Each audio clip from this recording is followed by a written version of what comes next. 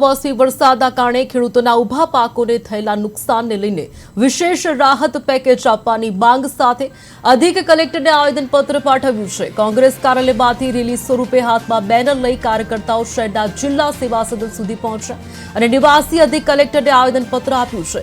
આ કાર્યક્રમમાં મોટી સંખ્યામાં કોંગ્રેસના હોદ્દેદારો અને કાર્યકર્તાઓ જોડાયા। તેમણે તાત્કાલિક અસર સાથે ખેડૂતોના પાક નુકસાન માટે વિશેષ રાહત પેકેજ આપવામાં આવે તેવી માંગ કરી છે।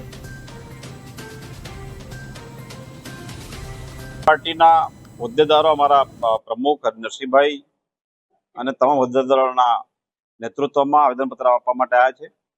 અમારી મૂળ માગણી છે, અત્યારે જે કમોસમી વરસાદ થયો અને ખેડૂતોનો પાક સંપૂર્ણપણે નિષ્ફળ ગયો, મોડામાં આવેલો કોળિયો જૂટવાઈ ગયો, તો અમારી માગણી છે કે સરકાર આ સર્વેના એવા સ્ટન્ટ ના કરે, ખાલી સર્વે થઈ ગયો છે એની જાહેરાત ના કરે, તાત્કાલિક રાહતનું પેકેજ જાહેર કરે અને કોંગ્રેસની યુપીએ સરકારે જે પ્રકારે 78,000 કરોડ રૂપિયાનું દેવું માફ કર્યું હતું એ રીતના ખેડૂતોનું દેવું માફ કરે અને ગુજરાતમાં 2020 થી ખેડૂત પાક વીમા યોજના બંધ છે, આખા દેશમાં ચાલુ છે પણ ગુજરાતમાં બંધ છે, તો એ ચાલુ કરે, આ મારી માંગણી છે અને અમે એના માટે આવ્યા છે। અને સાથે ખેડૂતો, અહીંયા નાના ખેડૂતો છે, એમને એમનું ઉત્પાદન વેચવા માટે પણ તકલીફ છે।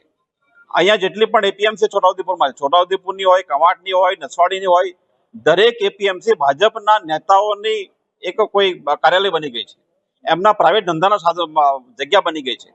તો એ બંધ કરીને એપીએમસી ચાલુ કરવામાં આવે જેથી લોકોને, ખેડૂતોને એનો લાભ મળે અને જે પાકના ભાવ મળવા જોઈએ, વેચાણ થવું જોઈએ પણ મળે, આ અમારી માંગણી છે।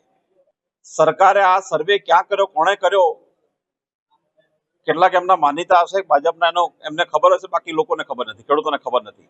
તો એ પ્રકારના જે સ્ટન્ટ ચાલે છે એ બંધ કરવા જોઈએ।